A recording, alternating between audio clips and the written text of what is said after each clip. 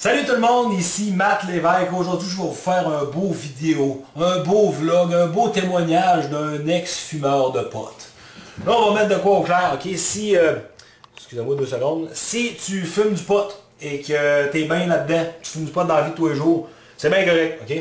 C'est bien correct, c'est sûr, c'est pas l'idéal, mais juste te dire que la vidéo que je fais là, c'est pas la morale que je suis en train de t'offrir. Puis de toute façon, check-moi la face, je suis qui moi pour t'offrir la morale? Ouais.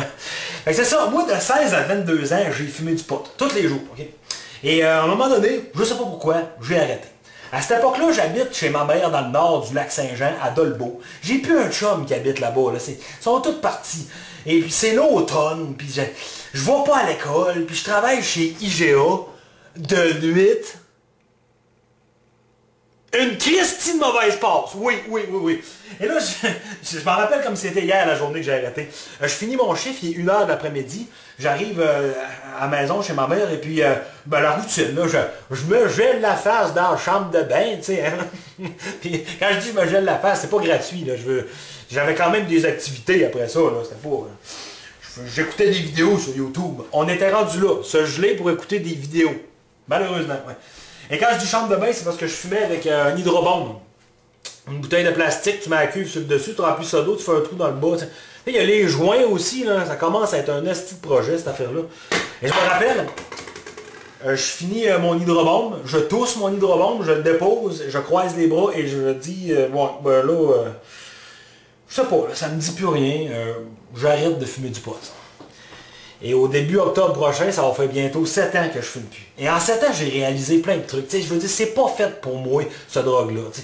Je veux dire, il y a quelqu'un dans la vie, maintenant, qui déplace de l'air, qui est énergique au bout, puis il dit, moi, quand je fume, c'est justement pour me relaxer. Genre Brigitte Boisjoli, là, une coupe de batte en arrière de la cravate, ça ne ferait peut-être pas de tort, ça la slackerait un peu.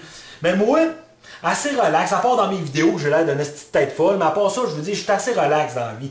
J'avais pas besoin de fumer de la tourbe qui goûte la moufette pour m'assommer, là.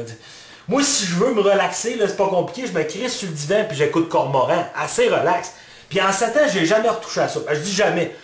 C'est arrivé une couple de fois, mais j'ai jamais redéboursé une scène pour ça. Puis quand je dis, c'était pour niaiser les fois en plus. Parce que moi, mes chums, ils m'appellent Beau-Bat dans la vie. Non, il faudrait peut-être que je change de chum, effectivement. Mais là, des fois, c'était comme d'un party. Hey, Beau-Bat, pas une batte! Là, c'est comme, oh, tout le monde regarde Beau-Bat.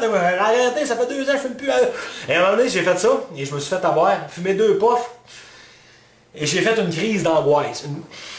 Mais j'étais content. Ça fait drôle à dire, mais j'étais content parce que je réalisais que moi, je voulais pas en fumer de pot, puis ma tête, puis mon corps non plus. C'est une crise d'angoisse. Si tu te demandes c'est quoi, genre, une crise d'angoisse, c'est... Ta tête, elle spin à 2000, tu penses, t'as chaud, puis tu te dis, ouais, faudrait peut-être que j'essaye ça. Là, la mort, c'est vraiment pas trippant.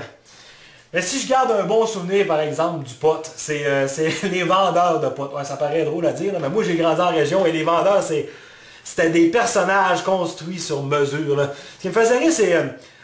J'imagine qu'en ville, ça doit pas être pareil. T'sais, le vendeur de potes, il doit arriver, il doit avoir l'air d'un étudiant du HEC, il retire de l'impôt, ça va bien ces affaires. En région, nous autres, on avait le gars qui titube avec le gilet de Grimmskong, la barbe pas faite. Aide-toi un peu, Carlis, là. On le sait là, que t'en vends du pot. Ce que j'aimais, c'est le pitch de vente.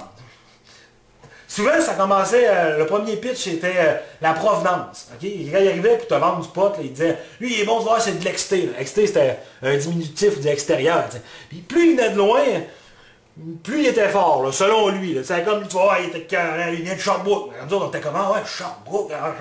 Il vient de Montréal. Montréal. Il vient d'Ottawa. Asti qu'on était morons. Hein? Je veux dire, lui... Il nous aurait dit, les gars, il est beau, lui, il vient de Coudjouac. Les gars, Coudjouac, donne-moi-en 2 trucks UO, là. Asti qu'on était cave. Ce qui me faisait rire aussi, c'était la variété, parce que oui, il existe une variété. Un gars, il arrivait, il est bon, lui, c'est du N39, toi. Ah, lui, tu vois, il était cœurant, ça, c'était du Blueberry, ça. Ah, lui, tu était cœurant, ouais, c'est du Purple. On n'est pas chez David Sti, Asti, on est d'une ruelle. Ta gueule, c'est du pot. Moi, ce que je veux savoir, c'est si j'en fume 2 puffs, moi, sans avoir envie de frencher une poutine. Si oui, donne-moi ça, retourne dans ton 2,5 jouer au PlayStation avec ta blonde de 14 ans, enceinte. Est-ce qu'on était cave?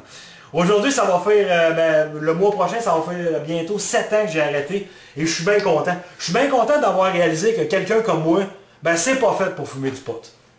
C'est fait pour prendre la poudre. Ben oui, la poudre. Bon, m'en va au bar. Y a-t-il un 40$ qui traîne quelque part?